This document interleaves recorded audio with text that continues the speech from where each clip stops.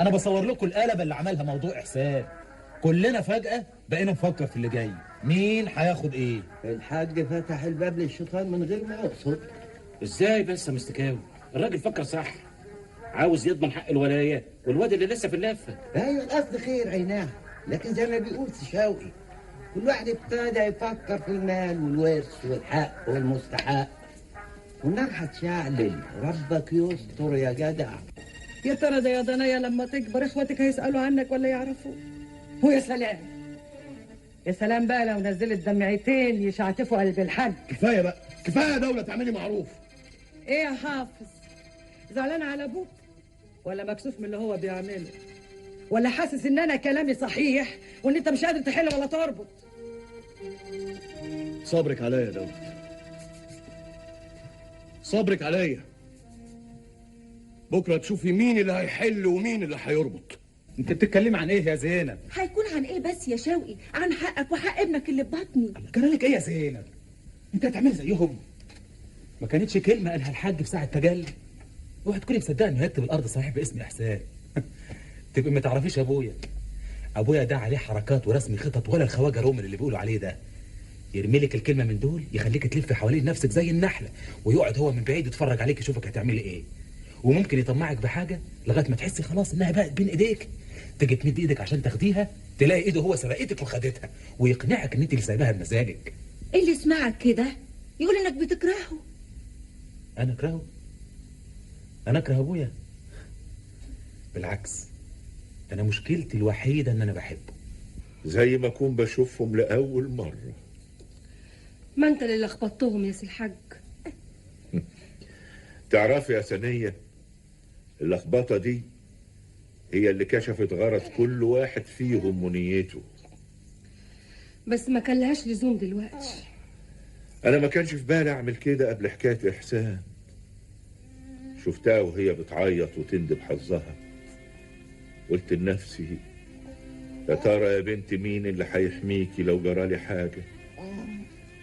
حافظ اللي بيسهر الليالي يدبر في مقالب علشان يبعد اخوه عني ويقرب هو مني، ولا شوقي اللي سرحان في ملكوته مع الآلاتية وشلة الأنس؟ حسيت اني مقبوض وفكرت فيكي وفي وحيد وفي احسان. سايبين شغلكم كده ليه يا جماعه؟ احنا ما سيبناهوش يا حاج، ده سي حافظ اللي بيجرد المحل. بيجرد المحل؟ هو فين؟ هو في المعمل يا حاج. ادخل انتهي له حالا. حاضر يا حاج.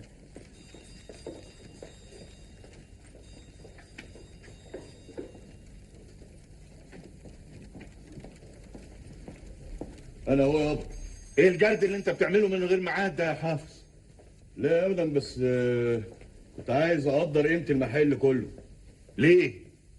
ايه المناسبه؟ شوف يعني هيكفي حقي ولا لا. اي حق يا حافظ؟ نصيب يابا، وانا مش هاجي قد وحيد.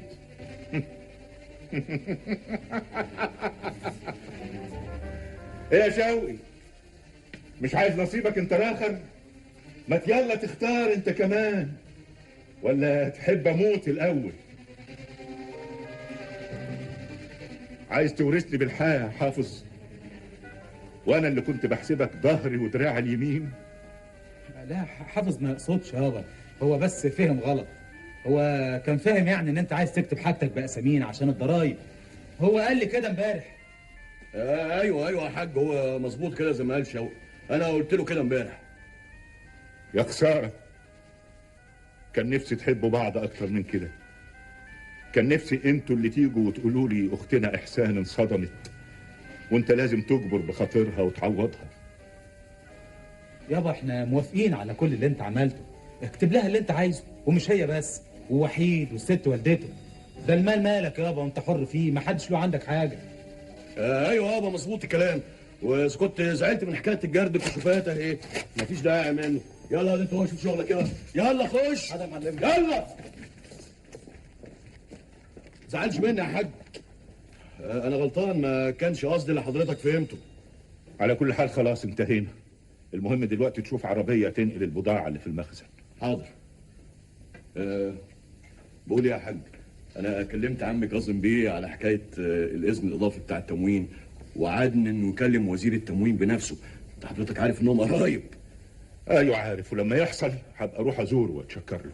طيب يلا يا عجميه، يلا نجيب عربيه عمك متولي. يلا. حاضر يا معلم.